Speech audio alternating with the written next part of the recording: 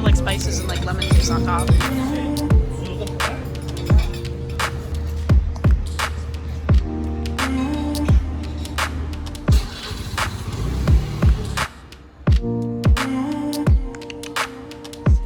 It's like literally that's just for the camera body.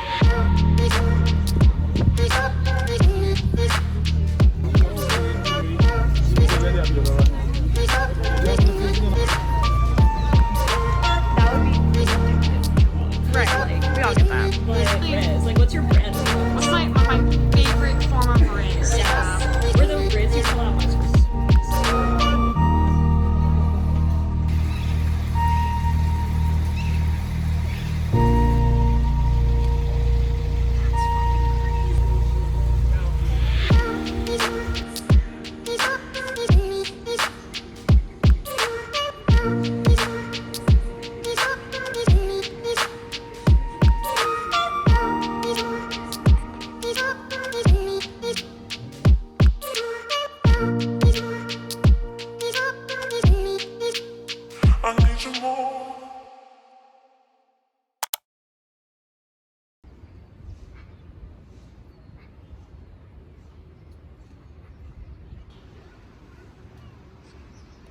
Good morning, everyone. It is Monday, November 6th.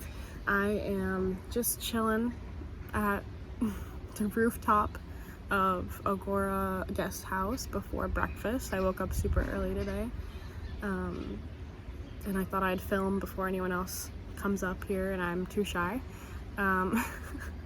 It's been a crazy few days. Agora Guest House is the place to be. We are just like a few minute walk from Sultanahmet Square, which is with Hagia Sophia on one side and the Sultanahmet Mosque, otherwise known as the Blue Mosque, on the other side. We are in a great location for shops and restaurants and like hotels and hostels. It is a bit of a touristy area, but the Grand Bazaar is a 10-minute walk in that direction. There's plenty of public transportation options.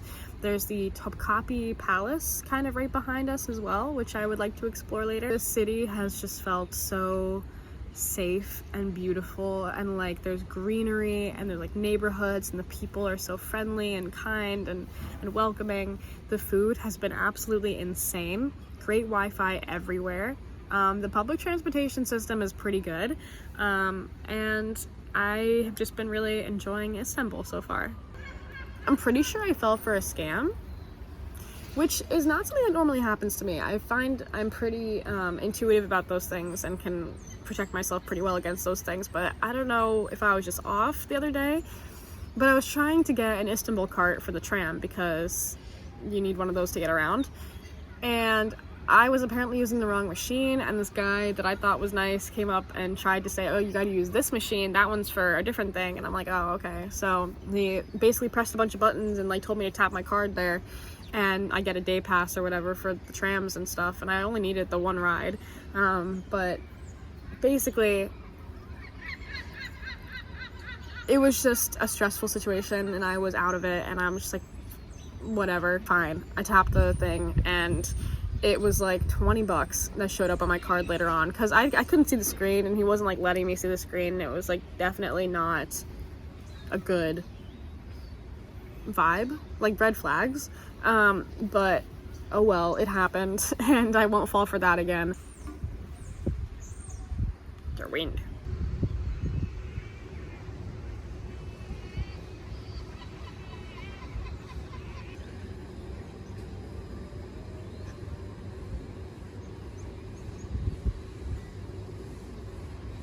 I had a bunch of touristy things on my itinerary for the next few days. However, I think just because I have such a long trip ahead of me, I don't want to get burnt out so early. So I'm taking time to rest and be spontaneous and make new friends and spend time with them, because that's part of why I travel. I will hopefully talk to you guys a bit later, show you what I get up to, but for now I'm going to have some breakfast and get some work done.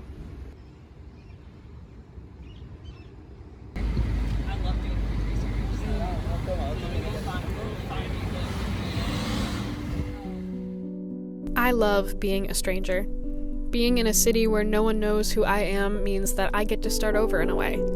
It's exhilarating. I can build my character again. I can let parts of my personality shine that I may feel the need to hide in my hometown. I like to pretend I'm braver than I am sometimes, that I'm more interesting or exciting. Then I make friends and exchange stories and realize I don't have to pretend.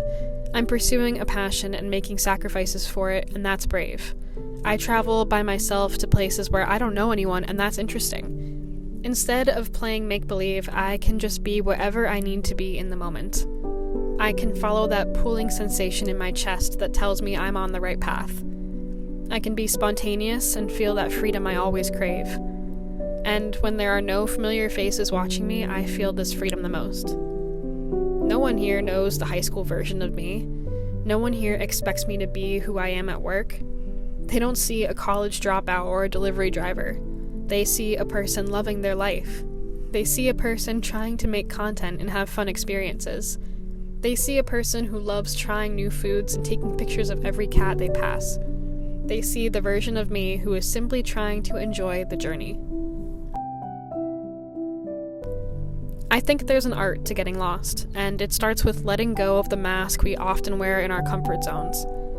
Once we get rid of the idea that we have to be one version of ourselves forever, we make room for the versions of ourselves that we come to love the most.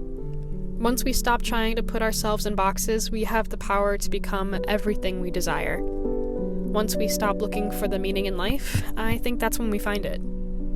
It's the process of letting go of expectations, the process of opening yourself to opportunities and friendships that may be ephemeral.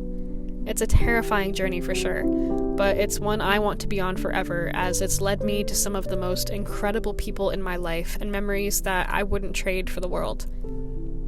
It's almost addicting in a way. Having the ability to adapt to a new place and still feel at home in my skin is a superpower. I love knowing that wherever I end up and however I get lost, I can still be myself. Whichever version of me shows up, I'm sure they'll be amazing.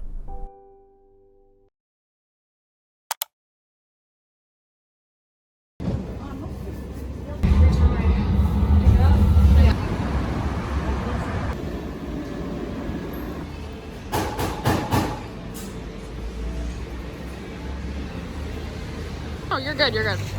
That's perfect.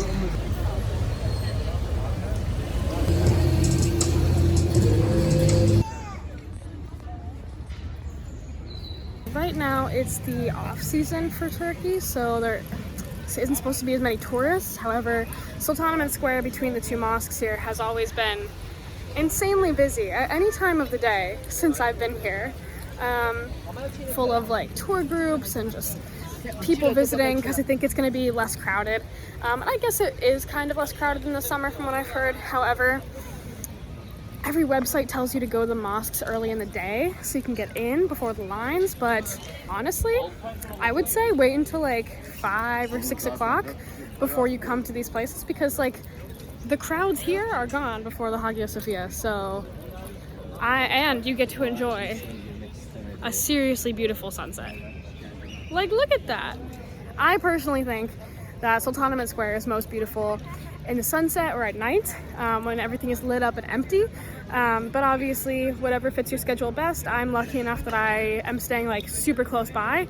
Unfortunately, I did not get to go to the Topkapi Palace, which is like also right there, just because they close at 4 every day, and by the time it opens tomorrow, I'll be at the airport.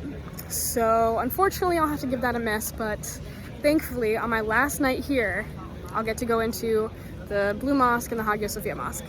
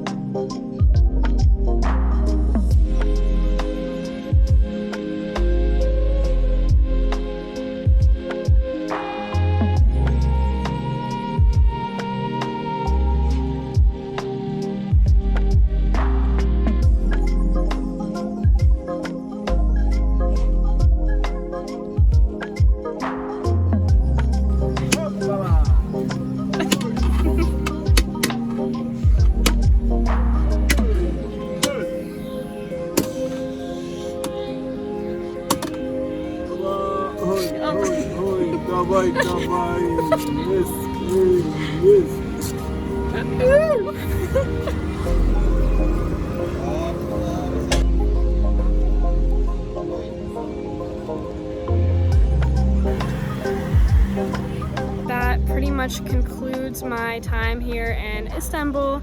It has been so amazing. I'm in love with this city, and I'm already planning my next trip back. So thank you, Istanbul, for the friends that I've made and the food that I've eaten, and I cannot wait to see what the rest of Turkey has in store for me. I am going to end this vlog here. Thank you all so much for watching. As always, like if you like, comment down below any thoughts, questions, concerns. You know I love interacting with you. And subscribe to see more. I have tons of content on the way that I'm super excited about. I hope you all have a great night.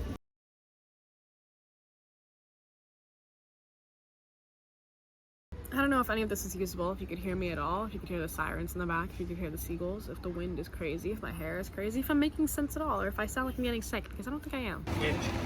Guess we went to the wrong airport.